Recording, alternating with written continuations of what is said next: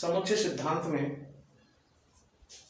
अभी तक हमने समुच्चयों पर संक्रिया, समुच्चयों के प्रकार देखे हैं। कुछ इंपॉर्टेंट प्रकार और हैं और कुछ इंपॉर्टेंट संक्रियाएं और हैं जो मैं आपको यहाँ एक्सप्लेन कर रहा हूँ।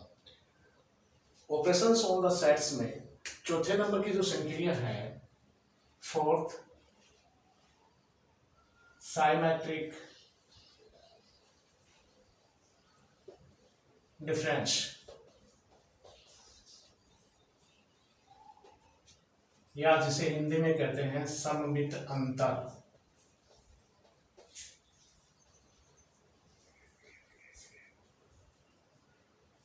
किस तरह से हम साइमेट्रिक्स जो डिफरेंस है उसको निकालेंगे, साइमेट्रिक डिफरेंस को फाइंड करेंगे।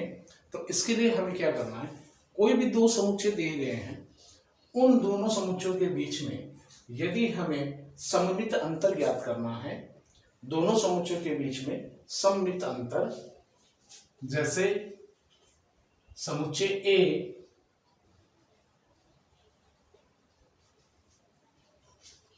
और समुच्चय बी में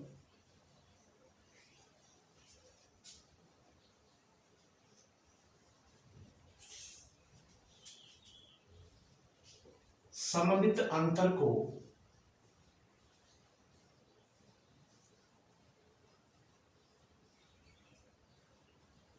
डेल से निरूपित किया जाता है।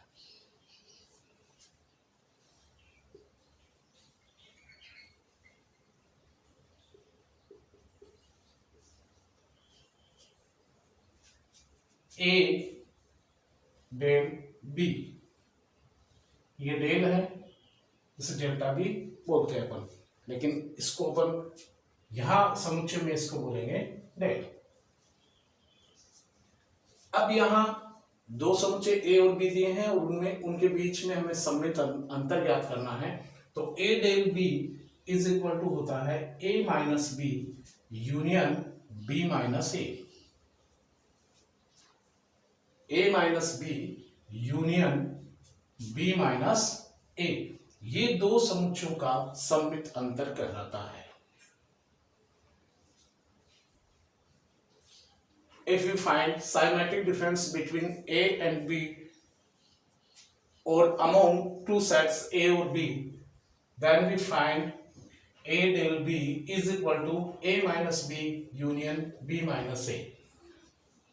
तो हमें क्या करना है, A del B निकालेंगे तो A minus B union B minus A का जो यूनियन सेट है वो यूनियन सेट हम फाइंड कर लेंगे, A del B आ जाएगा। ए और बी के डिफरेंस सेट और बी और ए के डिफरेंस सेट का यूनियन ए डेल बी होता है। जैसे एग्जांपल के तौर पे हम देखें कि सेट ए में एलिमेंट हैं 1, 3, 5, 7 और सेट बी में एलिमेंट हैं 1, 3, 4, 5, 6, 7। A minus B is equal to, अब यहां देखो कौन से ऐसे एलिमेंट हैं जो A और A में भी प्रेजेंट है और B में भी प्रेजेंट है। तो 1, 3, 5, 7, 1, 3, 5, 7, तो A minus B is equal to 5।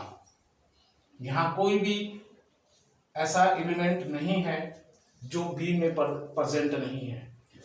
ए के सारे एलिमेंट बी में प्रेजेंट हैं, इसलिए ए में से जब बी को माइनस करेंगे, डिफरेंस करेंगे, इनका डिफरेंस सेट फाइंड करेंगे, तो ए में कोई भी एलिमेंट रिमेन नहीं रहता है, कोई भी एलिमेंट नहीं बचता है, इसलिए यहां क्या आ जाएगा 5। फिर बी माइनस ए फाइंड करें तो ये आ जाएगा, देखो 1, 3, 4, 5, 6, 7 में से 1, 3, 5, 7 जो सेट ए में एलिमेंट प्रेजेंट हैं उनको इनमें से रिमूव कर देना है, हटा देना है। तो 1, 3, 5, 7 को रिमूव कर दें तो क्या बचेगा 4, 6। इसलिए A del B is equal to हो जाएगा 5 यूनियन 4 6 इज इक्वल टू 4 6। इस तरह से हम दो समुच्चय दिए गए हैं, उन समुच्चयों में सममित अंतर को, साइमेट्रिक डिफरेंस को फाइंड कर सकते हैं। साइमेट्रिक डिफरेंस ज्ञात किया जा सकता है और उसका फार्मूला ये है कि a minus B union b minus A. तो अभी तक हमने समुच्चयों पर 4 संक्रियाएं देखी हैं। फर्स्ट, यूनियन ऑपरेशन, सम्मिलन, समुच्चयों का सम्मिलन या संघ समुच्चय कैसे फाइंड करते हैं, समुच्चयों का सर्वनिष्ठ और समुच्चयों में डिफरेंस, दो समुच्चयों में अंतर ज्ञात करना है, या ए और बी दो समुच्चय दिए हैं, ए माइनस बी फाइंड करना है। तो हम क्या करेंगे, ए में जितने भी एलिमेंट हैं जो बी में प्रेजेंट हैं उनको ए में से हटा देंगे, ए में से रिमूव कर देंगे, शेष बचे हुए जो अवयव हैं उनका जो समुच्चय आएगा वो समुच्चय ए माइनस बी का होगा। इसी तरह से साइमेट्रिक डिफरेंस निकालना है तो हम क्या करेंगे, ए दो समुच्चय दिए हैं ए और बी, तो ए डेल बी से उनको रिप्रेजेंट करेंगे, उनको दर्शाएंगे ए डेल बी से, और इसका ए डेल बी का मान होगा वो होगा A minus B union B minus A. A minus B A और बी का डिफरेंस सेट है, अंतर समुच्चय है, बी माइनस ए बी और ए का अंतर समुच्चय है, और इन दोनों अंतर समुच्चयों को निकाल करके उनके बीच में हम कौन सी संक्रिया लगा देंगे, सम्मिलन, संघ या समुच्चयों का यूनियन, यूनियन ऑफ सेट्स। सम्मिलन समुच्चय हम निकाल लेंगे, संघ समुच्चय इन दोनों का निकाल लेंगे, तो इसके इक्वल होगा ए डेल बी के। नेक्स्ट टॉपिक आता है, ये कॉम्पिटिटिव है, ए डेल बी कई बार पूछ लेते हैं और इम्पोर्टेंट है। एनडीए एयरफोर्स वाले बच्चों के लिए ए डेल बी का मान फाइंड करना आना चाहिए, उनको इस बात का नॉलेज होना चाहिए कि ए डेल बी का मान क्या होता है। नेक्स्ट आता है समुच्चयों का कार्तीय गुणन।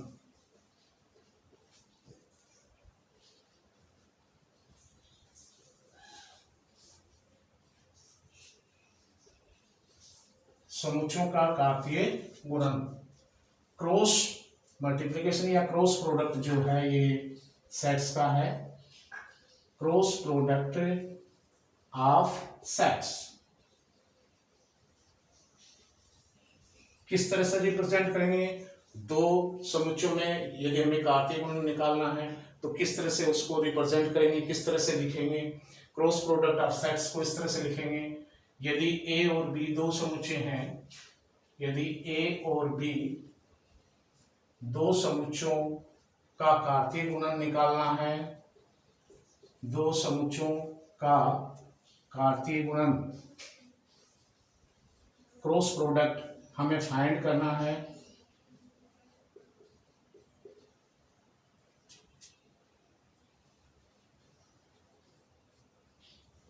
तो उसे हम लिखेंगे, तो किस तरह से उसे हम दर्शाएंगे, तो उसे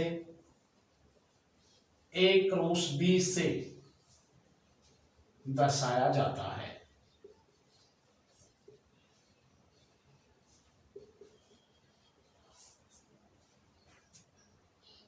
टू सेट्स में क्रॉस प्रोडक्ट को हम ए क्रॉस बी से रिप्रेजेंट करेंगे, उसे डिनोटेट करेंगे, ए क्रॉस बी से उसको हम दर्शा सकते हैं, रिप्रेजेंट कर सकते हैं, और इसका रिप्रेजेंटेशन ए क्रॉस बी होगा।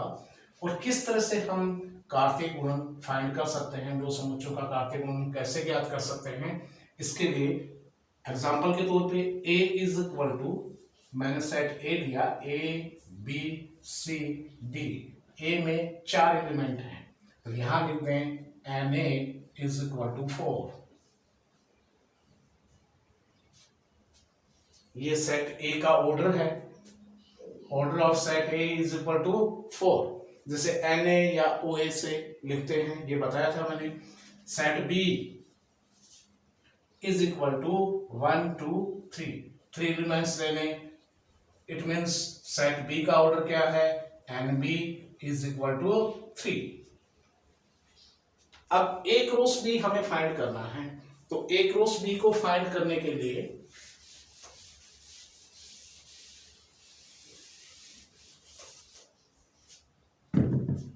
पहले सेट ए के एलिमेंट लिखो, A cross B is equal to A B C D, set A के एलिमेंट आ गए इनटू सेट बी के एलिमेंट 1 2 3।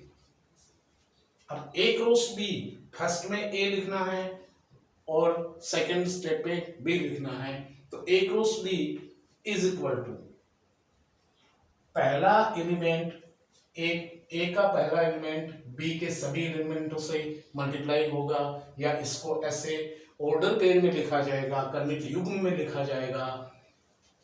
A1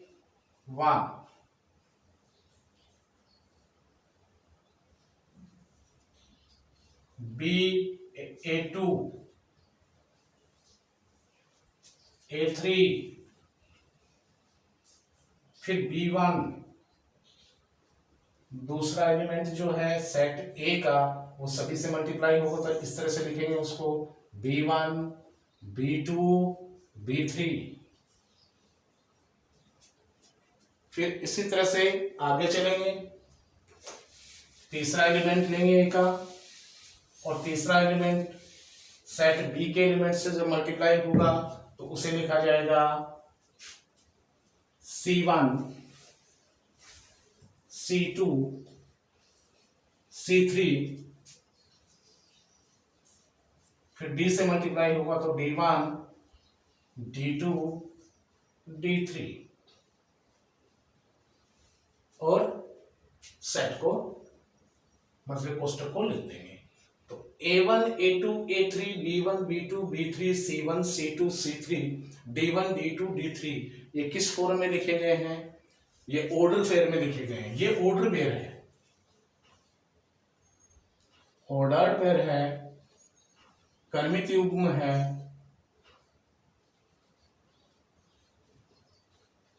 अब क्रमित युग्म क्या होता है कि किसी भी पेयर में जो उनका ऑर्डर है वो इंपॉर्टेंट होता है, यानी क्रमित युग्म में क्रम का महत्व होता है। पहले जिस सेट को लिखा गया है तो क्रमित युग्म में हमेशा पहले सेट के एलिमेंट ही आएगा, और ए क्रॉस बी में कुल कितने एलिमेंट होंगे, तो यहां ए क्रॉस बी में कुल अवयवों की संख्या ज्ञात करनी है, या ए क्रॉस बी के सेट में कुल एलिमेंट कितने होंगे उनको फाइंड करना है। तो उसको लिख देंगे, इनके ऑर्डर को मल्टीप्लाई करवा देना, Na इंटू Nb। Na की वैल्यू कितनी है, Na में कितने एलिमेंट थे, ए का ऑर्डर क्या था 4 एलिमेंट, बी का ऑर्डर क्या था 3 एलिमेंट, टोटल कितने एलिमेंट होंगे 12 है। तो ए क्रॉस बी का जो सेट आएगा, जो क्रॉस प्रोडक्ट आएगा, उसमें टोटल 12 ऑर्डर पेयर होंगे, क्रमित युग्म होंगे, और प्रत्येक क्रमित युग्म में ए क्रॉस बी का एक अवयव होगा।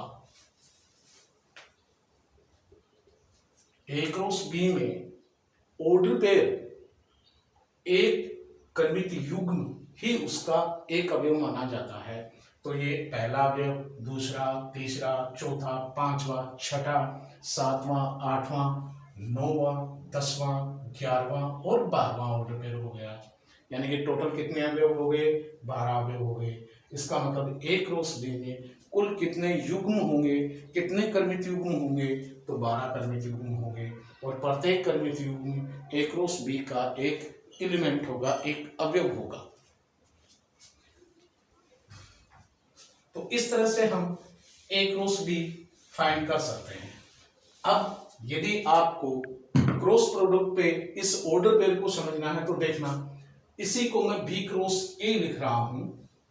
हम बी क्रॉस ए फाइंड करना चाहते हैं, तो पहले किस समुच्चय के अवयव लिखे जाएंगे, पहले समुच्चय बी के अवयव लिखे जाएंगे 1 2 3 क्रॉस बी क्रॉस ए है, तो दूसरे नंबर पे सेकंड प्लेस पे कौन आएगा? ए आएगा। तो ए बी सी डी। अब A B cross A find करना है, तो फर्स्ट जो इसमें क्रमिक युग्म बनेंगे वो सेट बी के एलिमेंट से स्टार्ट होंगे। 1A 1B 1C 1D 2A 2B 2C 2C, फिर 3A 3B 3C और 3D। अब A क्रॉस B और B cross A, A cross B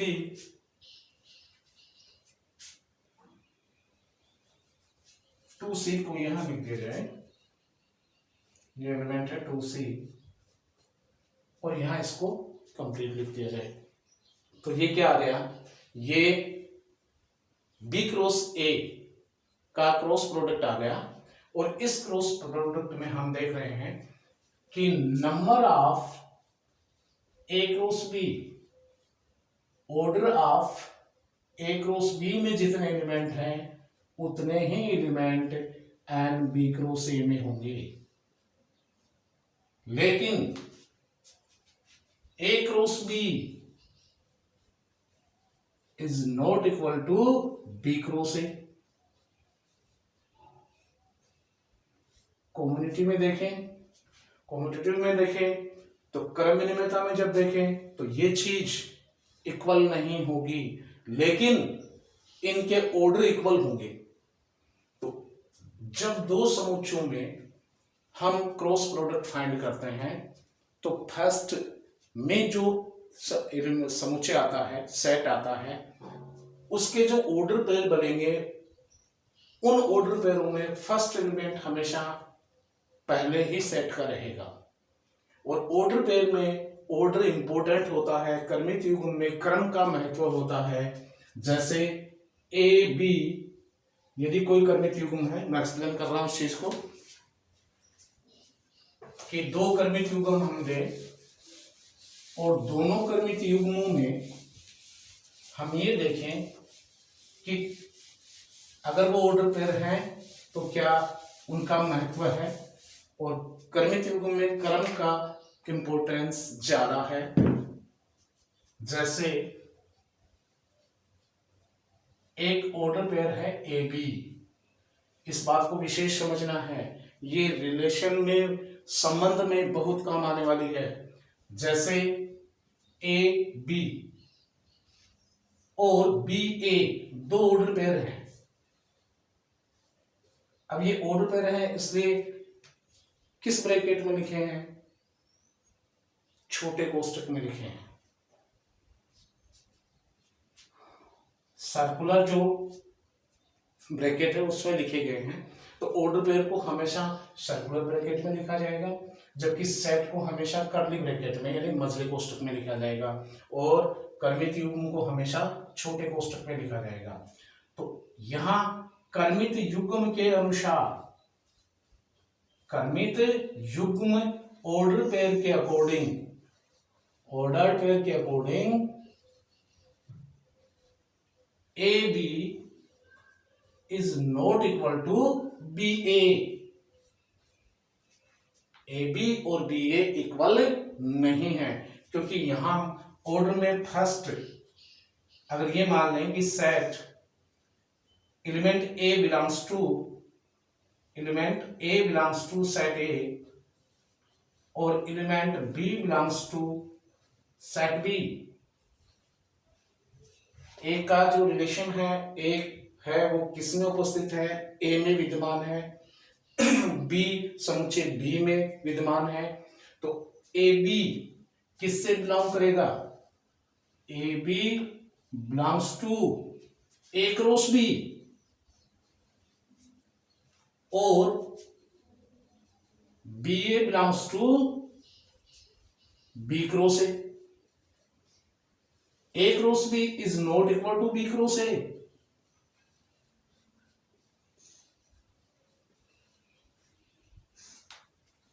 cross B is not equal to B cross ए।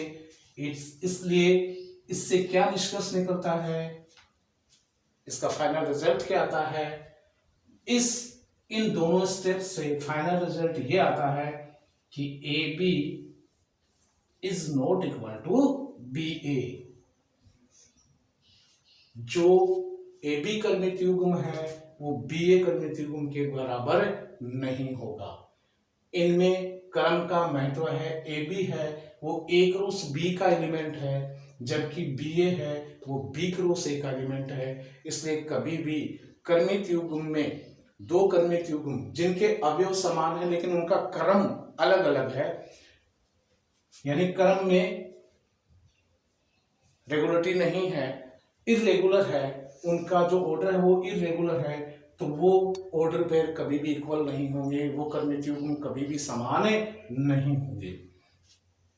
तो ये कर्मित युग्म का विशेष महत्व है, ये कर्मित युग्म की विशेषता है। स्पेशल रेश जो है ऑर्डर पेयर का वो ये है कि A B is not equal to B A. और क्यों नहीं है ये बात मैंने आपको इस क्रॉस प्रोडक्ट से समझाई है कि दो अवयव हैं वो ऑर्डर पेयर में लिखे गए हैं, लेकिन उन दोनों अवयवों का जो ऑर्डर पेयर है वो ए क्रॉस बी और बी क्रॉस ए से बिलोंग करता है। यदि दोनों ए क्रॉस बी के हों या दोनों बी क्रॉस ए के हों तो वो इक्वल हो सकते हैं। तो समुच्चयों पर संक्रियाएं हमारी लगभग कंप्लीट हो गई हैं।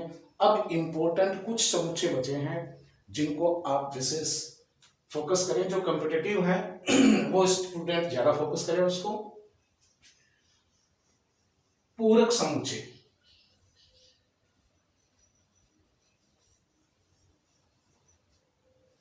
जिसको हम कहते हैं कॉम्प्लीमेंट सेट।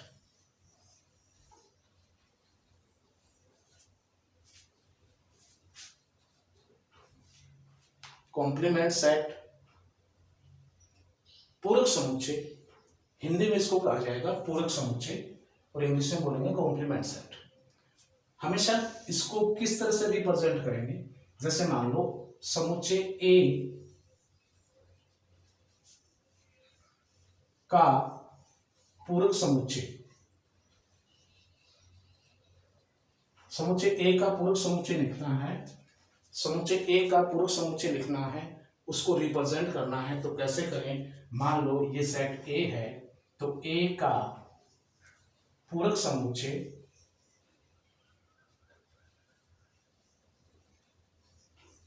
बराबर होता है ए डैश, या ए के ऊपर कॉम्प्लीमेंट का फर्स्ट अक्षर क्या है सी, तो ए के ऊपर सी लगा दें। ए कॉम्प्लीमेंट ए डैश या ए कॉम्प्लीमेंट क्या कहलाएगा, सेट ए का पूरक समुच्चय या ए का कॉम्प्लीमेंट सेट होगा, उसको ए डैश या ए सी, ऊपर सी को लिख करके और रिप्रेजेंट करेंगे। अब फाइंड कैसे करते हैं, किसी समुच्चय का पूरक समुच्चय कैसे निकालते हैं, कैसे ज्ञात करते हैं, किस तरह से फाइंड करेंगे। माना समुच्चय ए,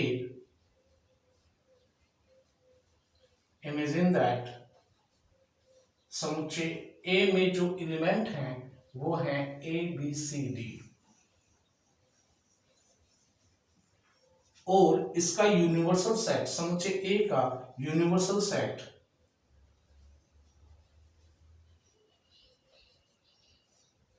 ए का सार्वत्रिक समुच्चय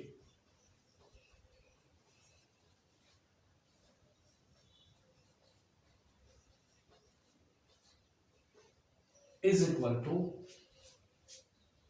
ए B C and so on Z तक लिख दिया। हम सारी अंग्रेजी वर्णमाला आ गई, 26 अक्षर आ गए, इसमें 26 लेटर्स आ गए हैं, तो सारे 26 लेटर्स या छोटी अंग्रेजी वर्णमाला पूरी है वो इसका क्या बन जाएगी, यूनिवर्सल सेट बनेगी।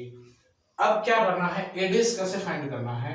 ए डैश इज इक्वल टू होता है किसी भी समुच्चय के पूरक समुच्चय में से उसी समुच्चय को घटा दें। किसी समुच्चय के यूनिवर्सल सेट में से उस सेट का डिफरेंस फाइंड कर लें और शेष जो रिमेन आएगा वो क्या होगा, ए डैश होगा। यानी कि किसी भी समुच्चय के सार्वत्रिक समुच्चय से उसी समुच्चय को घटा दें। किसी समुच्चय के सार्वत्रिक समुच्चय से उसी समुच्चय को घटाने पर जो डिफरेंस सेट आएगा, जो अंतर समुच्चय आएगा, वो क्या होगा, उस समुच्चय का पूरक समुच्चय होगा। तो इस तरह से हम पूरक समुच्चय फाइंड करते हैं। इस तरह से हम ए का कॉम्प्लीमेंट या किसी भी सेट का कॉम्प्लीमेंट है वो फाइंड कर सकते हैं। तो A dash U minus A is equal to A B C D को हटा दो और यहां से लिख दो E F G H dash Z. अब ऐसा भी हो सकता है कि ए का सार्वत्रिक समुच्चय है वो इन चार अवयवों से बड़ा समुच्चय भी हो सकता है और पूरी अंग्रेजी वर्णमाला भी हो सकती है। तो हम पूरी अंग्रेजी वर्णमाला को इसका यूनिवर्सल सेट मान लें और उसमें से इसको घटा दें, तो ये शेष जो बचेगा डिफरेंस सेट आएगा। ये डिफरेंस सेट दिए गए समुच्चय का क्या होगा, सार्वत्रिक समुच्चय होगा। जैसे मान लो दूसरा एक सेकंड एग्जांपल और देखते हैं कि किस तरह से हम पूरक समुच्चय फाइंड कर सकते हैं।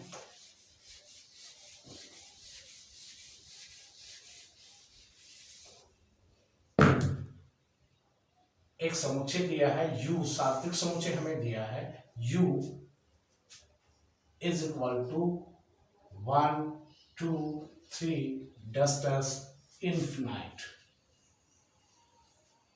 प्राकृत संख्याओं का समुच्चय है। इसको यदि ये तो हो गया रोस्टर मेथड, रोस्टर रूल, और यदि हम इसको टेबुलर मेथड हो गया है या टेबुलर रूल हो गया है, इसी को यदि हम समुच्चय निर्माण विधि या सेट बिल्डर फॉर्म में लिखें तो किस तरह से लिखेंगे, एक्स जबकि x belongs to natural number, या इसको इस तरह से लिख सकते हैं x A is equal to x जबकि yet x belongs to n। तो इस तरह से अगर हम इसको लिखेंगे तो ये सेट U आ गया, सार्वत्रिक समुच्चय है, सॉरी U है ये। अब हम सेट A लेते हैं और A की वैल्यू ले लेते हैं 2 4 6 8 10 और A डैश देखें तो A डैश की वैल्यू क्या आएगी, A dash is equal to U minus A। तो U सभी प्राकृत संख्याएं हैं 1 2 3 4 एंड सो ऑन इन्फिनाइट तक। अब इसमें से हम एक एलिमेंट को सब्सट्रैक्ट कर दें या इस यूनिवर्सल सेट में से हम एक एलिमेंट को रिमूव कर दें, घटा दें, तो क्या आ जाएगा, देखो एक एलिमेंट है 2 4 6 8 10, इनमें से एक को रिमूव कर देंगे तो यहां से जो ए डैश आएगा वो कहां से स्टार्ट होगा, 11 से। 11 12 13 सॉरी 1 3 4 हो गया, 5 7 9 और फिर 11 12 13 एंड कंटिन्यू इन्फिनाइट तक। तो ये सेट क्या आ जाएगा, ए डैश आ जाएगा। तो अब हम डेफिनेशन बना सकते हैं किसी भी पूरक समुच्चय की। तो किसी भी समुच्चय का पूरक समुच्चय, डेफिनेशन लिखें पूरक समुच्चय की, तो क्या डेफिनेशन बनेगी, किसी भी समुच्चय का पूरक समुच्चय वह समुच्चय होता है जिसे सार्वत्रिक समुच्चय से उस समुच्चय को घटाने पर अंतर समुच्चय के बराबर हो, या ऐसा लिख सकते हैं कि किसी समुच्चय ए का डेफिनेशन लिख रहा हूं मैं, किसी समुच्चय ए का पूरक समुच्चय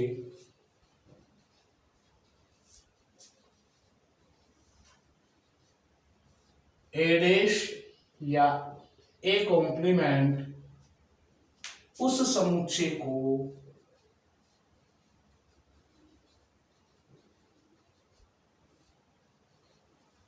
उसके सार्वत्रिक समुच्चय में से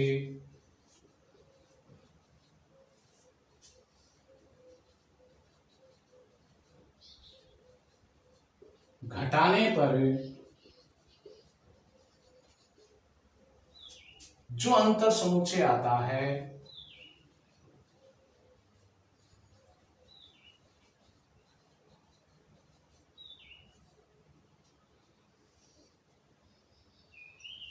सार्वत्रिक समुच्चय से घटाने पर जो अंतर समुच्चय आता है वह पूरक समुच्चय कहलाता है।